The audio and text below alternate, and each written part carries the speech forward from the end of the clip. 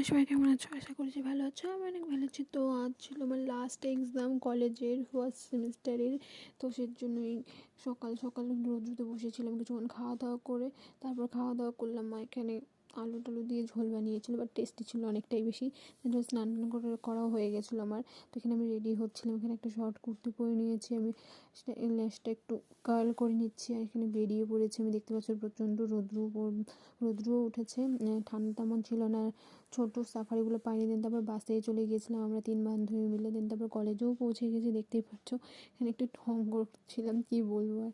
তারপর এখানে আমি জানো কি, আমি ফার্স্ট বেঞ্চে বসছি, 2 দিন ফার্স্ট বেঞ্চে, দেখতেই পাচ্ছ। দেন তারপর আমার এক্সাম শুরু হয়ে গেছিলো, আর তো কোনো ক্লিপ নিতে পারিনি। দেন এক্সাম শেষ হওয়ার পরে আর জানোই তো কাল হচ্ছে ক্রিসমাস। তো এখানে ময়নাগুড়িতে এক জায়গায় প্রোগ্রাম হবে, তো সেখানে একটু ঢুকছিলাম, যেহেতু রাতে আসতে পারবো না। তো ভিডিওটা এতটাই ভালো লাগলো, অবশ্যই